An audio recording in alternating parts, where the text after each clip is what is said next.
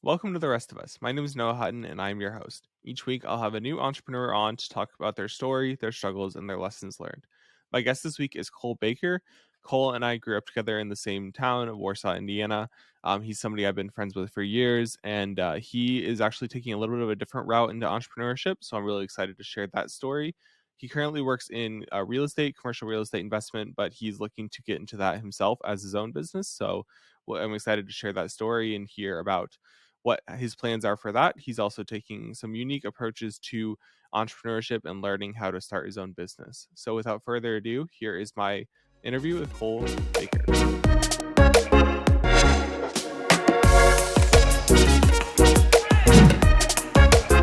Cole Baker, welcome to the Rest of Us podcast. Man, thanks for having me, Noah. Yeah, for sure. So before we get started, I'll just have you introduce yourself, who you are, what you do. Yeah, so I live in Denver, Colorado. I currently work for a syndication, which in layman's terms is basically a company that raises capital to run a business, to buy businesses. And the business that we're in is real estate.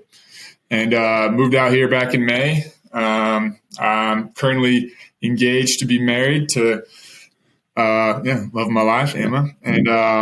And just enjoying the life out here. Yeah. Congratulations on getting engaged. Thank you. Yeah. Thank you. So Cole and I met a long time ago. I feel old now saying this, but we met, I was probably in, middle school, elementary school, and you were probably in middle school or high school. And we met at the school and church camp, youth group, all that kind of stuff. So Cole, yeah, I met Cole through that, kept in contact. He went to Purdue, I went to Purdue, so we kept in contact there, and just kind of stayed in contact throughout the years. And he reached out to me, and talked about his plans for, entrepreneurship in the future. So I thought he would be a really good guest for the podcast, because he's a little bit of a different pathway to entrepreneurship, which I don't think a lot of people consider. So I'm really excited to hear that story and talk to him about it. So let's just kind of begin with your story and talk about where the entrepreneurship journey starts with you. Yeah, man. I was really thinking about this, and I don't know if there was much of a bug as a kid, other than I kind of had a knack for it. So the only instance, and this is honestly kind of silly, where I just got super into selling, or got super into, I guess what you would define as entrepreneurship, was in high school. We had like our fundraiser where we would literally sell coupon booklets to people. And man, I remember we sat down as a baseball team and they showed us the prizes, and the prize for selling 50 was like Oakley sunglasses. And I was like, all right, bet, I'm going to go do this. So that was my junior year. And I remember just I made a script, I practiced it, and then for the 2 or 3 weeks we had to fundraise, I was out every stinking day trying to get 50 booklets. And I was, best on the team by far. I think it was like 20 plus booklets. And that's kind of where it originated, man. I mean, honestly, other than that, not much of the entrepreneurial bug, but that's kind of where that started for sure. And then, so because of that, and there's a kind of a transition there.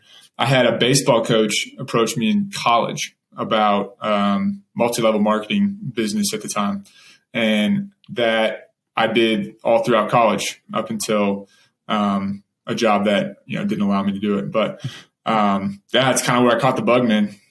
Yeah, for sure. I think.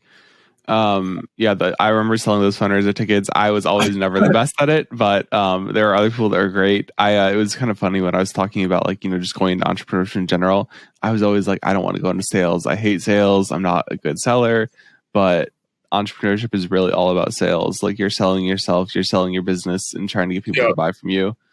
Dude, that's legit, dude. Because there's two different viewpoints that I guess I kind of take in, right? There's the Grant Cardone real estate sales focus, and then there's the Gary V focus, which is that if you have great marketing, you don't need sales, right? Yeah. And Gary Vee is big on if you have to convince somebody. He's not in the game of convincing, right? And so, man, that's my experience. Like I don't know if it was insecurity. I don't know what happened, but I could sell in high school, and then I got into this MLM business, and dude, there's so much fear, there's so much anxiety, there's so much convincing, and to me that at that point I couldn't convince. But yeah, it's a wild dichotomy there between my high school self and my, I guess, college and career self. But I completely am with you on that. Yeah, for sure. So kind of let's go a little deeper into the MLM thing. So what kind of was your interest in that, or why did you get into it? And then like what was the plan there in the pathway, and then kind of why did you get out of it in a little bit later on? Yeah, man. Really I think like anyone that gets into MLM, you get into it for like, time freedom, right? You get, you're at your 9 to 5, you're in college, you're doing something that basically you don't want to be doing. And you get this opportunity that, it sounds amazing. Like you sell, for me, it was, I guess, health products is how you would describe it. And, the reason I got in wasn't for the product, wasn't for what I was selling, wasn't for the love of the game. It was for, this vision that was cast of, a life of freedom, like a life on your own terms. And I think that for me was the start of the click of like, okay, there's something beyond this 9 to 5. There's something beyond just, clocking in, clocking out. And that journey started with MLM. And for me, I did terribly, man. I mean, definitely spent more money than I made. I was in it for 3 years. So it was just, didn't learn my lesson, quickly. Was in it way too long, for sure. But man, spent thousands of dollars on sales training, spent thousands of dollars on, getting places that I got these trainings, and was really just hungry. And, I don't think my execution was great, obviously by the results, but I was really, really hungry during that time. Yeah, definitely. MLMs are kind of a slippery slope there. They're kind of, I feel like sure, there's definitely some like businesses that are kind of structured as an MLM that are like legit businesses and are like okay, but then they're obviously like the ones that are not, and the ones that are just like kind of bad for the bad outcomes for most people. So it kind of sounds like that one was kind of a mix of both. Yeah, man. To a degree, like I almost want to apologize to people for what I did, because I'm just so like not into what that is now. But at the same token, like you gotta sharpen your teeth, man. You gotta figure out what you want. And for me, it was a 3-year journey that was a lot of time. But I would say I got more out of. This may be a little bit of an exaggeration, but I got more out of trying that than I did college. No, I don't think that's as much of an exaggeration as you maybe make it out to be. I think with anything like that, entrepreneurship, MLMs, anything like that, whether they're good or bad, I respect anybody that's willing to put themselves out there and kind of sell themselves and sell what they're trying to do and kind of go for that entrepreneurship life of freedom. And like, cause it's hard. It's a lot of work. It's a lot of late nights, early mornings, a lot of rejection, getting told no. So, that's the dichotomy. That's the dichotomy I was referencing, was like in high school, right? This is such a silly example, so I apologize to everyone who's listening, but like I did not care. I did not care if my goal was those Oakley sunglasses, and as silly and as materialistic as that was, I was, for whatever reason, completely focused on that. And with MLM, man, like I wasn't like sold on the product, and I didn't like, as I was processing post MLM, I wasn't like, I wasn't game to like sell it. And there wasn't this end goal that I was running after that was defined, like the Oakley sunglasses. And for me, that's what just ate at me, because I was calling people, man. I was talking to people. I had memorized scripts. I was, like relative, like getting people on the phone, doing what, we were supposed to do on that end. And, not to like a crazy degree, but I was doing it. And man, there was just this tension in my heart that I'm even feeling it now. Like kind of almost PTSD, not PTSD, that's too extreme, but just like almost like I'm feeling it, where there was just this tension that, I wasn't bought in. And it took me a long time to realize that that's what that was. And so for me, I guess like we'll get into it later, but I didn't learn my lesson. Like I went into another field and stuck to that for 3 years and was not successful and didn't like what I was doing. But after that 6-year journey is when I started to figure things out. But yeah, man, I mean, you're right. It's the hustle. And again, like, dude, I got rejected thousands of times. I put myself out there, but I also began to hone a mindset, right? And I began to hone a direction, regardless of how far that direction. It took another, 5-7 years to get to where I wanted. But yeah, pretty sweet. Yeah, definitely. I was talking about in the second episode of this podcast, which as we're recording this is coming out on Monday, which I'm really excited about. But dude, I'm pumped you're doing this, man. That's so cool. Like I when I watched the Luke one, and you don't have, I mean, obviously edit out, whatever, but like it was honestly like it's really cool, man. Like obviously the quality was insane, but then I don't know, just the way that the setup was on Spotify, like it was the same quality. I mean, I don't know if it's the same quality, but very similar quality, like the Joe Rogan. Like it was like, dude, like you're doing it. And I don't know, in terms of like video quality, and obviously you're gonna learn the podcasting game and all that. But I was like, dang, the quality of the video, like how you're, it's on Spotify, which is wild. That was just really cool to me. So I props to you, man. This is really cool. Thank you. Really cool. Yeah, I did it in a way that, because like Joe Rogan, the way that he does it is they publish, I assume, through Anchor, through something else, which is a platform that Spotify owns, so that you can put video on Spotify. And so I really wanted the video aspect of this podcast to be on Spotify, so I did it that way. So that's kind of why cool. That looks similar to that.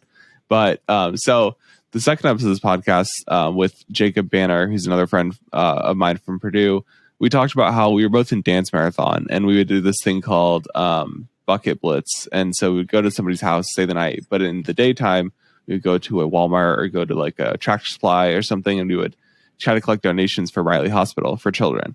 And it's a great cause, and like a lot of people donated. It was super fun, but you get told no a lot.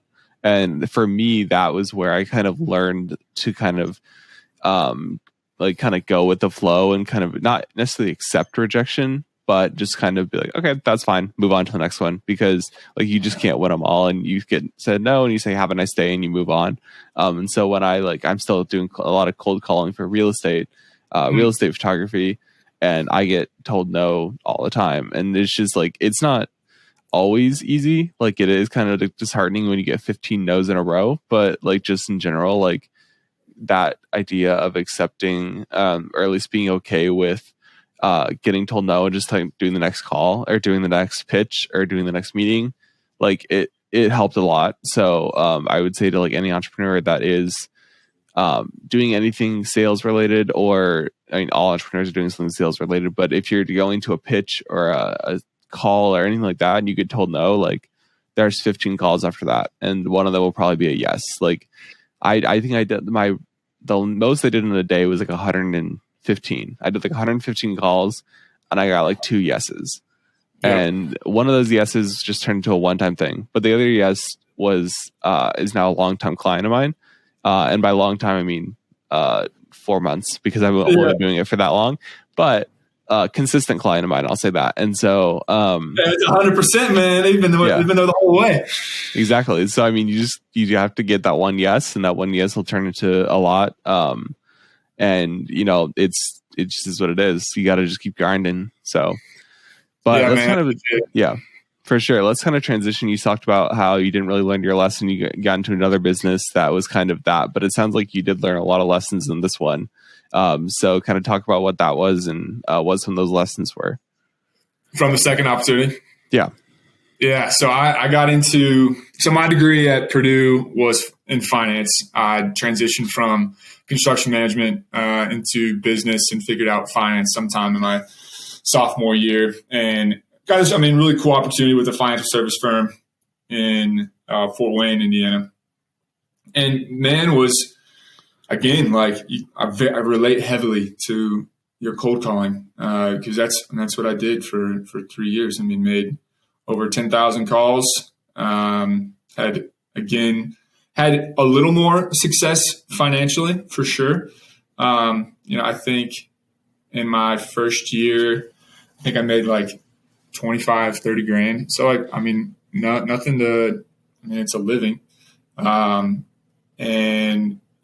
it was basically like selling insurance was what I was doing, and yeah, like it was a lot more corporate than the MLM side, and had a ton of training, and honestly, like actually got like a friend or two out of it as well on the back end once I got out. But man, I think the biggest lesson I learned there, and what finally clicked for me, was that I with both opportunities, right? I wasn't bought into the product, and I didn't want to do the work in that lane to get to what the dream was, right? The financial freedom, the time freedom, the time on my own dime, basically.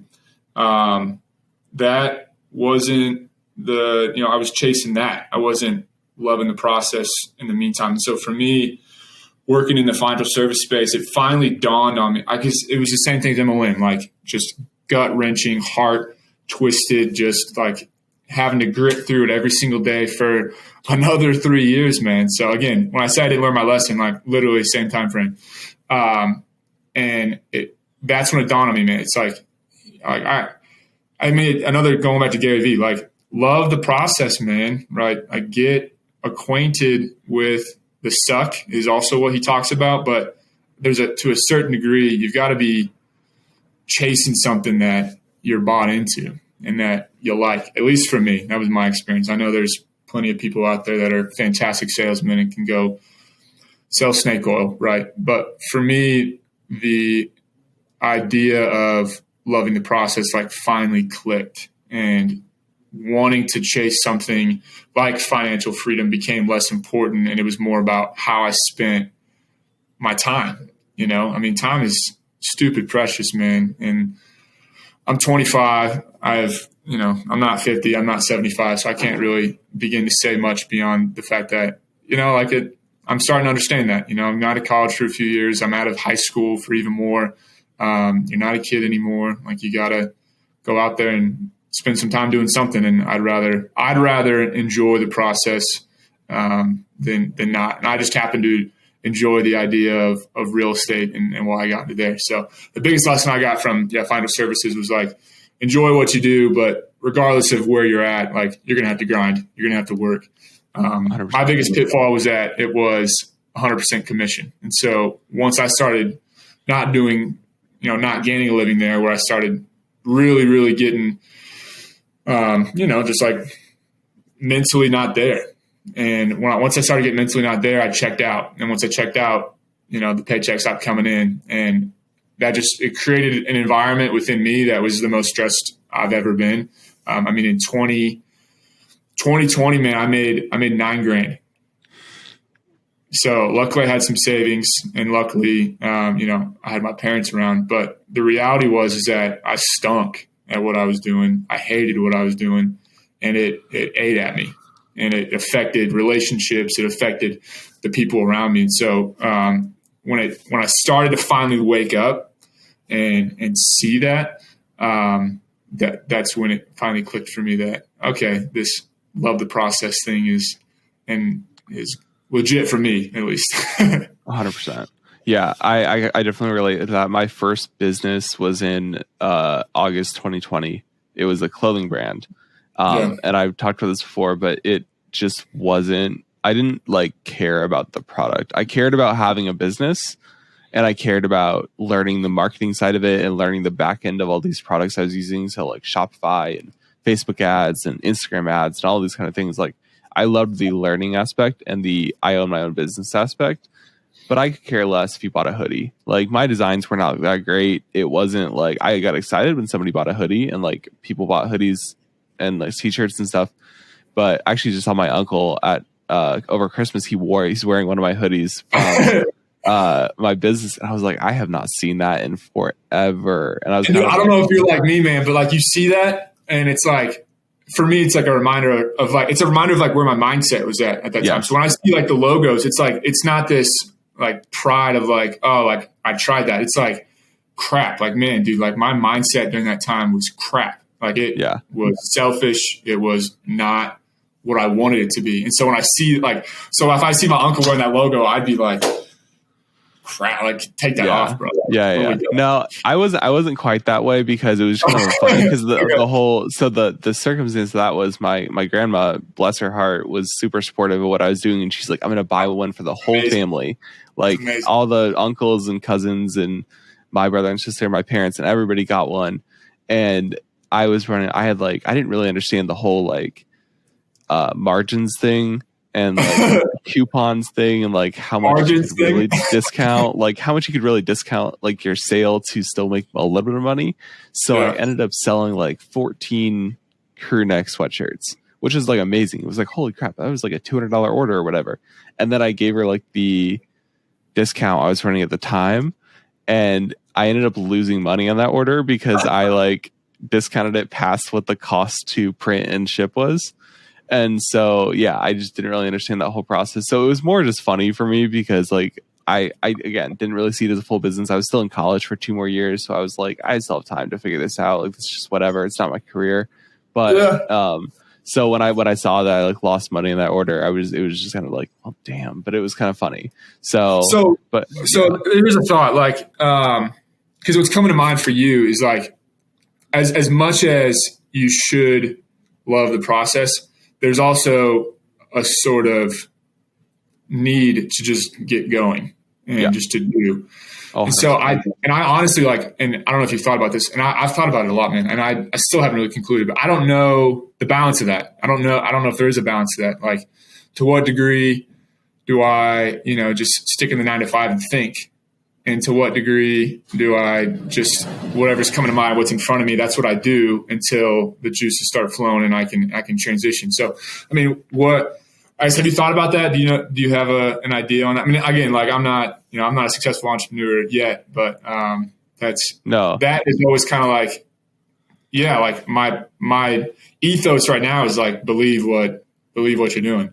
But the same token, like if you just wait to, like, you got to get the juices flowing somehow, Yeah. I think for that, you really have to, like, the first things first, and, other people may disagree with me on this, you have to provide for yourself and your family. Like, that is first and foremost. If you have kids or if you have a pet or if you have a wife or a husband, you have to provide for them. So whatever you have to do to financially provide for them and make sure they have a roof over their head and food and a way to get to work and, insurance and all this kind of stuff, you got to provide for that. So whether that means taking two jobs or 2 part-times or 9 to 5 on top of your side hustle, got to do that first and foremost. That's just like number one, no negotiations there.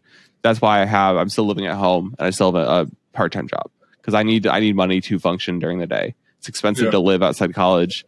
And so I've learned that. And yeah, bro, you're in Indiana, dude. Welcome to Denver, man. Oh my gosh. Yeah, I know.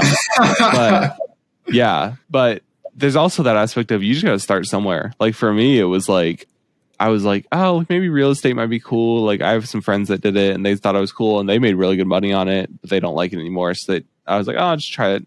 And so I needed to do free shoots, and it was just getting up that confidence of calling that first realtor. And I think it was like the 20th realtor that I called that I finally got a shoot. But like you got to start somewhere, and you don't even have to start like as a full business LLC before you do things. You can start as just a freelancer, contractor type person doing whatever you're going to do. And then once you see some legs, get like legit and form the LLC and do all that kind of stuff. That was kind of how I did it. Was like when I did my first 2 shoots, the first one, they really liked the video. So I did a video for this house out in Jamestown, Indiana, which is like the middle of nowhere. But they really liked the video, and then I did another one. I think we should all agree that all of Indiana is in the middle of nowhere. More or less. If you're not in India, you're in the middle of nowhere. I can see that. But yeah, so I mean, once you see some legs in the business, then you can kind of start to put more time into it. Maybe drop your hours at your job. But I mean, again, it all comes back to you have to provide for whatever you're doing. So like we were talking. But for you, right? Like you don't have dependents, right? You're not married. Like there's no kid that you're. So it's like for me, like. Making $9,000 in a year, like, was terrible. Mm-hmm. not sustainable whatsoever. But I lived. But like you're right. If I had a kid, if I'd had a wife, that would have been. Yeah. Like if you went to your fiance right now and said like, "Hey, I'm gonna quit my job and go do this thing, and we might make like, we might break 10 grand the first year." Well, I feel like she would not be as happy with you doing that. That's where the support comes in, man. Right? Like, are they bought into your vision? Right? So like, she's doing her own thing, right? She's able to bring in income as well, and so I think with that, as much as it is like a short-term loss, I think that's where, if you have vision, if you have direction, if you have a legitimate action plan, a legitimate way to like get to the other side, that's, better than just a, half-ass throw down the field. Like, I think that is like legit. I think that's why, it's important to have a partner that is bought into what you're doing. The support system is so important. Like you can't like do anything. And I honestly wouldn't have done real estate if I hadn't like gotten a ton of support on the videos I was making for other things. So like my last year in Dance Marathon, I was in a leadership role and I did a lot of their video creation and editing and all that kind of stuff. And I pushed myself to make better videos. So that was part of it. But also like it was the first time I really saw like people walk up to me and say like, "I saw your video. That was amazing." And so like that support and that like, even when you like, cause like creatives, like we hate everything we do more or less. I mean, we can be proud of a project, but we look at it for a video, we see every frame that's off, or we see every like color that could be this. Yeah. And so like, I mean, like maybe some people don't hate everything they do. That might be a little extreme, but just in general. So like having those people to say like, "That video you just made, that's amazing. That photo you just took, I want a frame. I wanted that framed on my wall." Like all this kind of stuff. So you have to have that support. Right. And well, so I think there's two things there. Like one, like what's your grandma's name? Mary. So yeah, Grandma Mary, like perfect example. Like if you've got a Grandma Mary in your life, like that is like invaluable, right? Like that is the priceless encouragement of someone who's like willing to be behind you in the silliest of things, like sweatshirts and having a brand when you don't have a brand, right? But I think the flip side of that, man, is you gotta believe what you're freaking doing. You gotta believe and hear that, the path that you're taking is the path that you want to take. And if you don't have that belief, like it doesn't matter how many Grandma Marys you got behind you. Cause I had my parents, I had friends that were supporting me. It didn't matter, man. I despised what I was doing. Oh, 100%. And that's personally, right, what I was doing. There's a lot of successful people, a lot of people that love what they do in that space. But mentally I wasn't there. I wasn't bought in. And that it didn't matter. It didn't matter if I had Grandma Mary's cheering behind buying all my sweatshirts. Like I wasn't getting anywhere. Yeah, 100%. Like that's kind of where I am now, is like I actually have a career that like photography and podcasting was like always like this kind of like, oh, like maybe one day, or like maybe like you can't really make money with that unless you're really good. But like I'm at a point where I have that vision of like, in like a couple years, like there's a guy, I don't know if you know Mason Geiger from Warsaw, but he just opened a big studio in Warsaw, and he what? Sorry, like a recording studio? Oh, it's like a full like they have a full like office space, and then they have like a big like sound stage, and then like a color grading room, and like the color grading room, if you like close the door, it's completely silent. Like you cannot hear anything on the outside. It's like insane. And I got to go tour it a couple different times, and like that, like seeing that is like, oh, I could get there one day.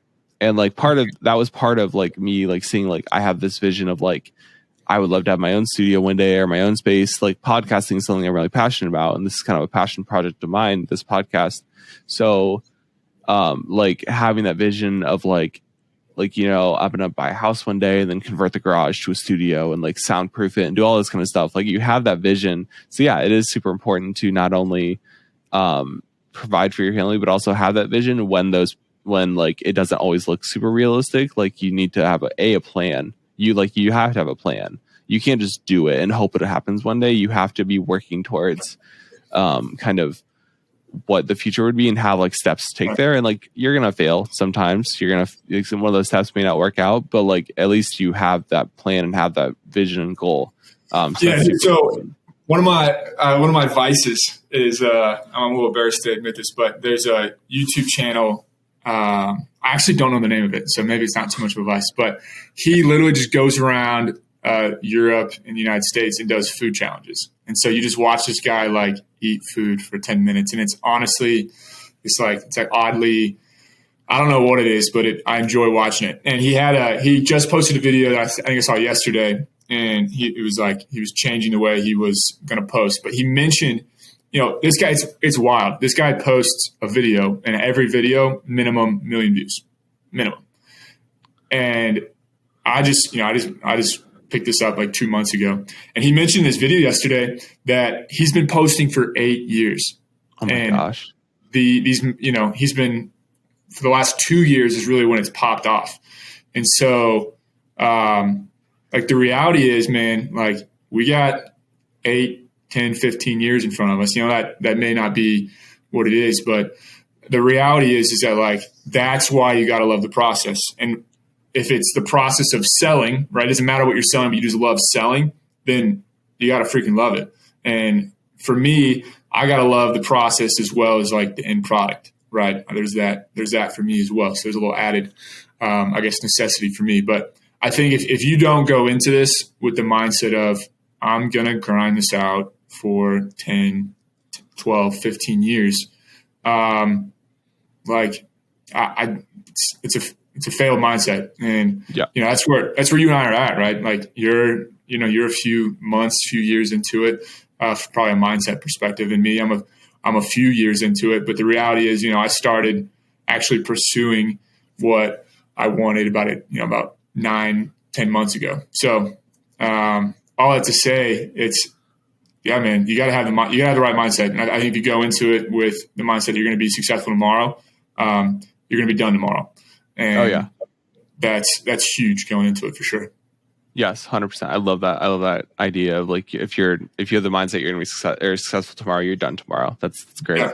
So like, you kind of transitioned us into it, but like, what is your kind of goal entrepreneurially now, and like what are you doing right now to like look at that?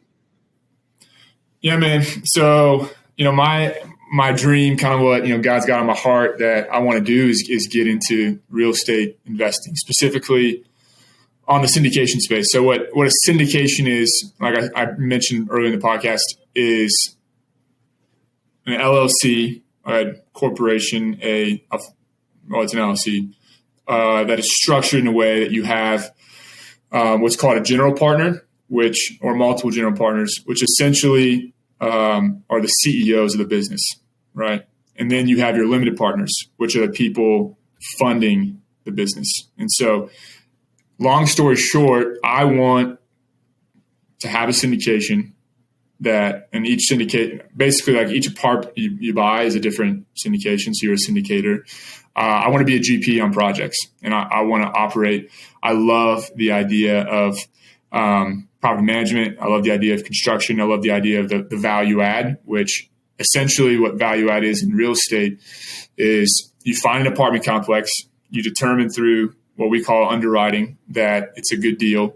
And then that's just the first step, right? You go into contract, you purchase the apartment complex. And then once you have it, that's when the real work begins, right? So that's when you have to determine, what your business plan is for the syndication. And so for me, it's going to be value add is the general buzzword within the industry. And essentially you're looking for a way to increase the profits, right? So if you increase the profits, there's 2 ways to do that, right? Decrease expenses or increase revenue. And so you go into these properties with the mindset of there's a bunch of problems here, whether that's visually on the construction side or managerially on the project management side, or the business side.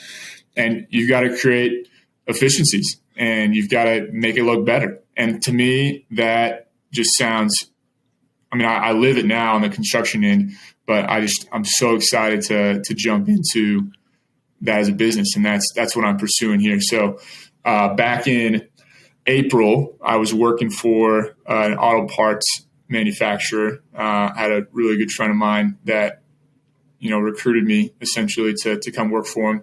And I was studying real estate. I was listening to podcasts, reading books, and stumbled upon my now CEO on the internet. And he was just someone I really looked up to, Christian guy in the real estate space in Denver.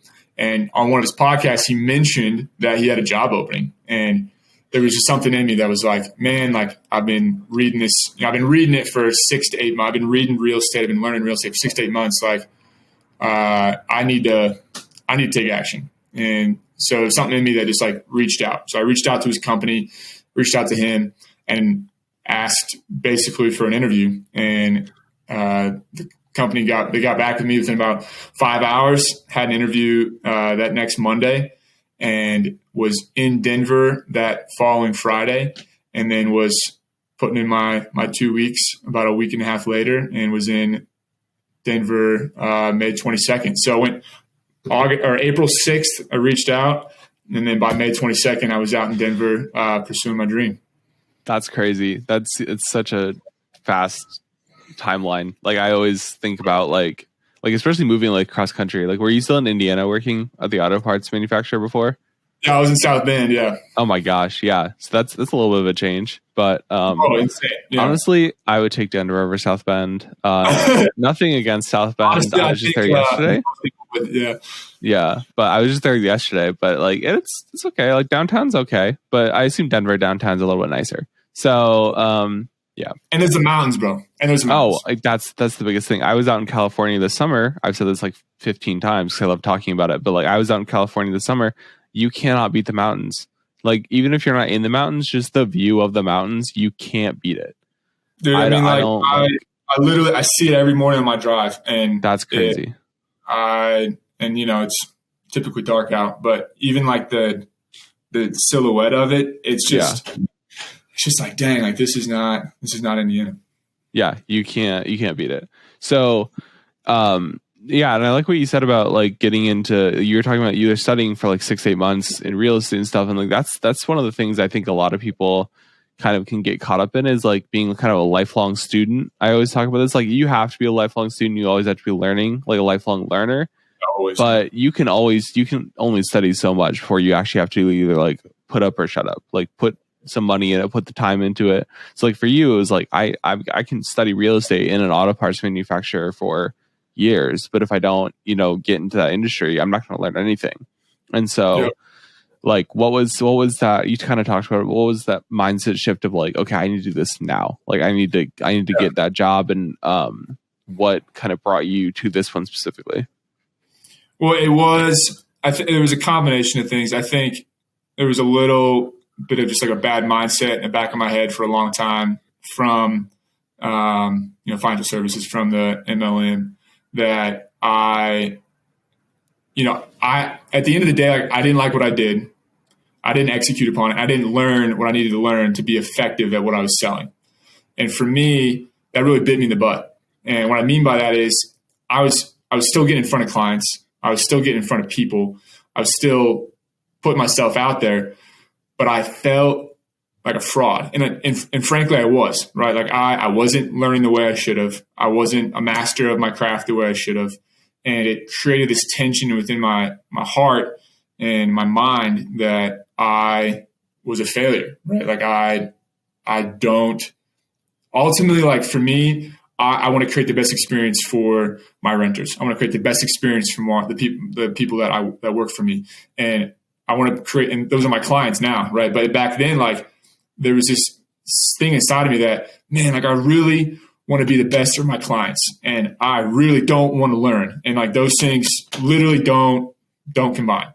And so for me, when I figured out real estate was the route I wanted to go, I started reading, started learning, and it came to the point where I realized, man, like I'm just reading these books, I'm just listening to these podcasts, because at that point I was afraid that I was going to be a fraud, that when I, eventually come before investors, when I present a deal, I want to be a mastermind. I want to be confident in what I'm showing them, and I don't want to just generally know what is going on in front of me, but I want to know, and that takes time, man. And for me, like, I had, I don't know, maybe a blessing or a curse of having some just past failures, and those failures affecting my mindset now.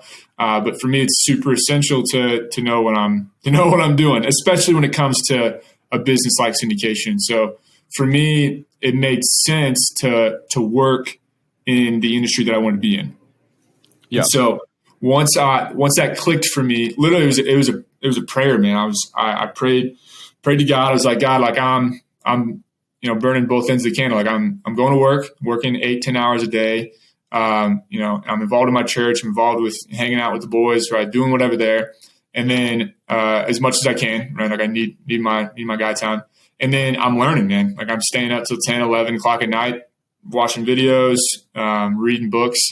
And to me, it was this moment of, I gotta be working, and I gotta be surrounded by real estate. And so that was a week before. So what would that have been, like March 31st, March 30th? That was kind of a prayer thought of mine. And then April 6th comes around. That, I think it was like, when you get like a new car and you just see that car, or you're buying it, you're looking for a car, like you see that car. Like for me, it was just like, I switched my mind. I need to work in this. And then I listened to a podcast a week later that, that's the opportunity. I'm going to go reach out. So for me, dude, like you hear these stories of people like reaching out to, like Jack Ma is this famous CEO of Alibaba. And, he applied to Harvard 8 times before he got in. I think that's the number. I'm maybe off there. So I don't have this like atrocious story of reaching out to a bunch of, influencers in real estate to get a job. Like the first one I reached out to, I got a job with.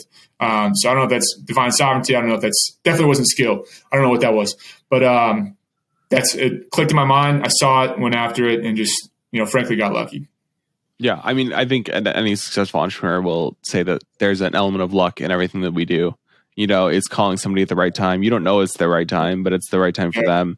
And like for you, like you listened to that podcast at the right time, and they were looking for somebody, and you were the right fit. So, I mean, I think there's a little bit of luck in there, a little bit of, your knowledge, your passion for the industry that you were kind of developing and learning about.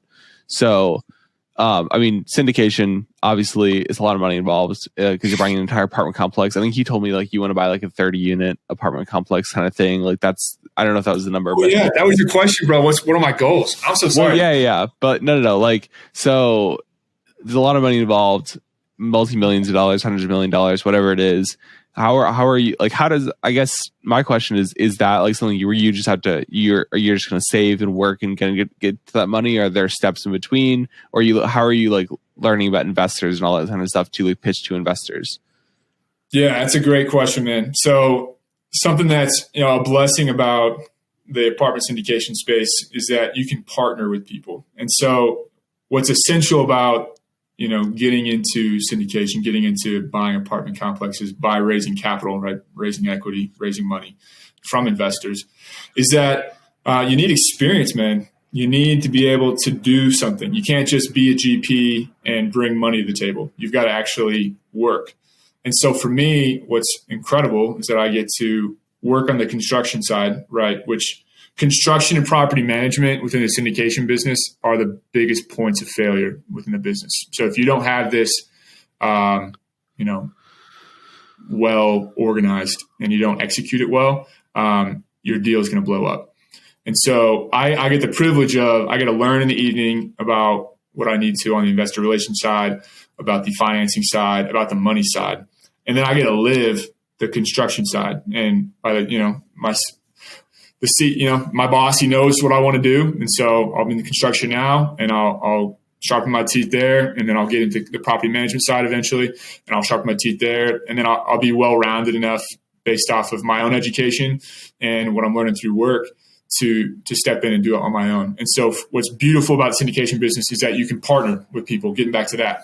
And so you need knowledge and experience. And I actually just posted this last night on LinkedIn, but you need, you can get that one of two ways. You can get that through actually doing it yourself, gaining that knowledge and experience through being a mortgage broker, or a mortgage lender, or a broker, or in the construction or in property management, gaining that experience and then stepping into the GP side of things.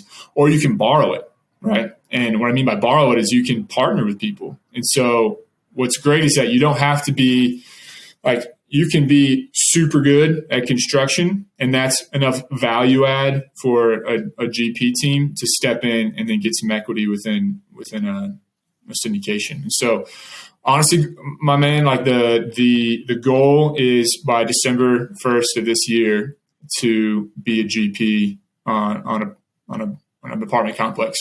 I've had varying advice from syndicators. So as I've been talking to people, as I've been, asking questions, my goal was, 100 units. And that, depending on the market, like, an LA is different from an Indianapolis, as you probably know from just observation. Knocking down a 100-unit apartment complex in Indianapolis is a little more reasonable than knocking down a 100-unit apartment complex in LA. And so for me, I haven't chosen a market yet. That's the big step. That's my goal this month, is to determine the market I'm going to be in. But once I choose that market, that'll determine kind of the unit mix. So where that thought's coming to mind and why I guess I backtracked a little was I talked to this guy named Randy Smith out of Phoenix, and that's a market I'm looking at. And this big MSA, it's seen a huge amount of population increase, which is a big factor for development and in the apartment space, as well as seeing like a huge rush of like tech companies moving there. There's a semiconductor project going on there, which for the U.S. is a big deal with Biden's plan to try to get semiconductors here. And so you try to look in those markets for things like that. And he said that in the Denver market, or in the Phoenix market, that for a new guy like myself, that I should probably be looking at the 30 to 40 unit space, simply because there's what's called institutional money, right? So your big funds that have hundreds of billions of dollars to pour into real estate, your BlackRocks, right? Have higher presence in larger metropolitan areas, of course. And so for him, he said, as a new guy, that I should look for that 30 to 40 unit apartment in Phoenix and go from there. So depending on the market, will be what I knock down, but I'll say at least above 16. So my minimum will be a 16 unit by December 1st, 2023. But that's my goal, man. Yeah. I love that. I think it is important to kind of stay realistic. I think, in real estate, there's so much institutional kind of wealth, and especially with you're going the more commercial side, there's so much money like on the investor side. So, but I love the fact that you went kind of this route of learning before putting the money in, because you kind of almost had to, just because you need that value add, but also like it is just another way of getting into entrepreneurship. Like a lot of, like, you don't have to go right out of college to start your own business. Like you don't necessarily have to go that route, because you need, again, to provide, but you also need to learn, and learning comes in the job, and it doesn't necessarily come from books. Like you can learn books and get, the history of this and whatever, but like you don't like learn until like for me, like with this podcast, I said it before, I didn't learn anything until I hit record and started with my first guest. Like I've produced podcasts before, I've edited podcasts, I've promoted them, whatever. I've done all that. That's fine. But I didn't know anything. I listened to them for years, but I didn't know anything until I hit record. So for you, like, it's the same thing of like, you can read as many books and you can watch as many videos about, real estate, and you could listen to your boss's podcast forever, but like, you're not going to know anything until you get into there and talk to them and get that face-to-face meeting and get on the job and all this kind of stuff. Because there's so many small things that you need to like figure out. And there are so many like things that like learn from the people that made those mistakes before, and then you can not make those again, because you're going to make 100, but don't make the same 100 as the guy before you. So exactly. And that's, that was that was my mistake before, right? Like, what was Yeah. my mistake in MLM, right? That I didn't get out when I should have. And what was my mistake with, this financial services business? I didn't get out when I should have. And so, yeah, there is an element of learning, and you've got to be self-aware with that. And luckily, by the grace of God, I finally became self-aware. Dang it. But I think to your point earlier, man, when it comes to real estate, right, there's cycles, there's markets, and it wasn't as essential when the market was, late 2020, 2021, early 2022, right? When you've got the boom, right? When you've got money flowing, when you've got deals coming, when you've got markets that are just expanding like crazy, right? You don't need to have as much experience, right, to get a good deal, to raise capital, because money's just coming. But when you get into a market cycle like we're in now, right, where there's fear in the market, there's not as much certainty, right? There's more uncertainty. That's where, you've got interest rates, which is a direct, interest rates, higher financing, more expensive business, more expensive apartment, less room, less meat on the bone, as it gets said all the time in real estate. And so once you get to that type of market, you can't just have your Joe. You can't just have Cole Baker step in and be a syndicator. You've got to be able to operate, and you've got to be trusted, and you've got to have that experience. Otherwise, you're not going to be able to weather the storm. And so in real estate specifically, that's where, for me, like, I think I'm in a perfect opportunity, because I get to observe a highly functional operator during a down market for the next, 1 to 2 years, or for me, next year. I got to take that experience, and then I got to bring that to the table with a syndication group and with general partners that I'll partner with, and to bring down a deal. And so, you're right, man. I get to say steady Eddie paycheck, every 2 weeks.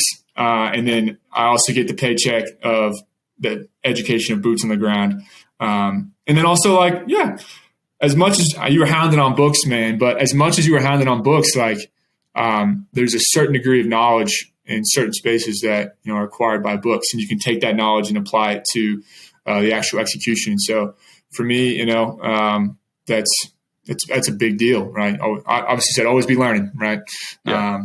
So yeah, that's my deal. So I'm actually I'm pumped, man. I'm pumped about where I'm at. I'm pumped about the direction. Like, I get a crash course in real estate, and I couldn't be more excited. And it's a W-2, man, right? And I know that gets a lot of flack, but for me, I just happen to be in the industry that I want to be in. I'm learning the industry I want to be in, and it's just, it's freaking cool, dude. Come on, like, for me, this is the dream. Like, I'm finally. It's so cool, man. Like, I'm in a warehouse, right? I'm a procurer. Like, I buy material for project sites, and it's not a flashy job at all. But what's so incredible that now that I'm in a space, it's probably for you as well, where you're doing what you want to do eventually, right? Like, it doesn't matter what I'm doing. I just know that if I'm doing my work, that it's going to be knowledge that builds up that'll be helpful for me in the future. And so I could be mopping the floors of one of our apartment complexes because my boss was like, hey, like, one of our guys is down, like, you need to go mop the floors because our tenants are complaining. Or it could be procuring material from Home Depot and being on the phone for, on hold for 30 minutes because we only received 295 out of 300 SKUs that we ordered, right? I know that both of those experiences, as mundane as they are, I get pumped about them because I know those experiences will build on each other, which will make me an effective operator. And that mindset, man, is unprecedented. Like, once you realize that every single thing that you're surrounded by can really push you forward into what you want to be, like, that builds momentum, and that gets me pumped. And that's what you're doing too, which gets me so excited that you're working for a nonprofit, like, you're getting that paycheck, but, like, it's also doing what you want to do. And there's nothing that can beat that. 100%. Well, you said so many good things there, but one thing I kind of caught on was I was listening to a podcast yesterday, and this guy, he's kind of like a entrepreneur, business owner from LA, he owns like a clothing brand or whatever, and he was talking about how, like, people like Elizabeth Holmes and all these, like, kind of younger founders that are getting convicted for fraud or whatever, like, he's like, that's attractive to young people and whatever, which I was, like, very confused about. But I think that this kind of market like teaches people that they have to put in the work. Like you were saying, like this down market, this like higher interest rate, the financing's harder to get. Like it teaches you that you really have to know your stuff because you're kind of coming into a more difficult market to like compete in. And like in real estate, like I'm not in real estate as much as you are, obviously. Like I'm kind of adjacent to it, but like, and people were talking about how like so many realtors joined the industry in 2020 because it was just so easy. Yeah. Like houses were selling left and right and buying. Like you like mentioned your house, you kind of want to sell your house and you have a buyer the next day. Like it was that was kind of the market. But now, like, you know, houses are sitting like here in Indiana, like the lower priced homes I see like getting an offer within 10 days, selling within 30. But the higher priced homes, anything over like 250, 300,000 might get an offer within the first 30 days, sitting till 90. Like it's just, or 70 maybe. Like it's a lot longer than it used to be. But like that just kind of teaches, like that's kind of weed out the agents that aren't necessarily into it, but also like it teaches the agents that are really into it. Like it's not just about like, oh, the real estate market's huge right now and real estate. It's like, oh, like this industry before COVID was actually about selling homes and like selling homes. So like I think that the kind of downturn of the market is going to weed out the people that are just in there for the money and they don't care about the actual business and the people that they're affecting, but also it's going to teach the people that are there that they're going to put in their work, their 10,000 hours, go to the trainings, read the books, you know, do the thing, maybe have a house that they didn't price right and all this kind of stuff. Like it's just going to teach them like you have to really like work at it and be honest and be ethical and do all these things because, you know, you have to, like, that's just how you're going to sell homes right now. So I think that this market is honestly like a good thing, as much as my wallet would disagree with all the interest rates and the prices and stuff like that. But, and it probably even worse for you in Denver. Like I'm complaining about Warsaw prices, but Denver prices are probably even more. But like, as much as my wallet is complaining, like it is a little bit better because it's going to teach people to kind of be more serious about what they're doing, which I think is a good thing overall. 100%, man. And you're exactly right? Like you figure out what you're in it for, right? And if the money dries up, are you in it for the right reasons, right? Yeah. And for me, man, like, I guess this is, you know, the dream is like, man, like I want nothing more than to be an operator and then get to the next recession, get to the next market correction and weather it, right? Like that's the competitor in me, right? That's the mindset. Like I've got to have the knowledge. I've got to have the experience. I've got to have the people around me, the support system around me that to be effective in that space. And I want that, man. I want that. Yeah. More than anything. And so, or not more than anything, but just like in the business world, more than anything, I want to operate in a tough time and do well in that tough time. Cause that's what, right. That's, it's all about adversity, right? It's like, that's how players are made, right? Are in the adversity. So that's what I want, man. But yeah, I couldn't agree more, man. This is, I think, you know, you hear fear, right? You hear like, don't put your money places. You hear, it's like, this is the time to save, right? This is the time to cut your teeth in whatever you're doing. And this is the time to really hone in on your craft as you know, the rest of us, right, that are still doing this. This is the time, man. And you can get sad, you can get down, you can get scared, or you can put your, you know, big boy, big girl, big day pants on and get out there and learn. I think this is an incredible opportunity for that. Absolutely. Well, I love your mindset. It's very encouraging, very inspiring. Cause I mean, you went from like kind of the lowest lows to like, now you're just like, you're in it and you're excited about mopping floors and whatever, which I think, you know, older people, I think like our grandparents might say like, oh, like kids should be happy to be janitors because it's like, it's just grinding it out. But like, I think there is some little truth to that still. So I love to see that you're so excited about this industry because I think that that's so important, is having, like we've talked about this whole hour, is like having that mindset and being excited about what you're doing and enjoying the process, because that's the only way you're going to be successful, is enjoying the process, be passionate about that end product, and just be super, super passionate and willing to grind it out. Because at the end of the day, bro, like you're gonna, like, I got the Oakley sunglasses, right? You did, yeah. I was brought up in front of in the cafeteria. I was brought up in front of everybody. Cole Baker, here are your Oakley sunglasses. And that high lasted for, you know, probably the day. I mean, I was pretty pumped. The day. And then the next day I put them on and I went out and we played baseball, right? Like you move on.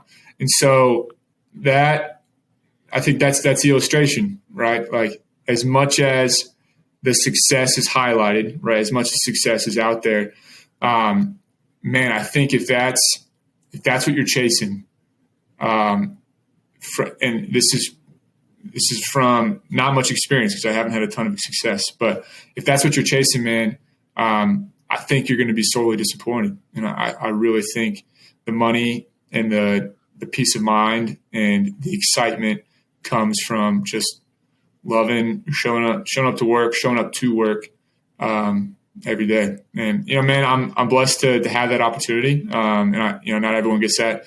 Obviously we're in America, bro. Like we get the chance to do that. I mean, there's millions, probably billions of people that don't.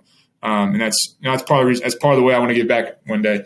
But for now, right, like we get the blessing to come in, pursue what we want and do it the way that we want to do it. And, what are we going to do with that opportunity? I love it. Well, I think that's the perfect way to end it. Cole, thanks for coming on. I think that you should. Thanks for having me, man. Yeah, I think you should definitely come back when you're, a general partner and you found some success that you've been chasing for so long. And yeah, I'd love to hear your story after that. I love that, man. Hey, I love what you're doing here, Noah. This is super exciting. This has got me pumped. I mean, I don't know if I'll need caffeine the rest of the day. I'm super excited. So I appreciate you having me on, man. I really do. Yeah. All right. Take care. Peace. Thank you for listening to this episode of the Rest of Us podcast. If you would like to reach out to Cole to learn more about his real estate investment journey, you can follow him on LinkedIn. I'll make sure to leave a link to his profile in the description or show notes. If you did enjoy the podcast, please consider leaving a rating or review on the platform of your choice. It really helps me know how I'm doing with the podcast and also helps other people find it.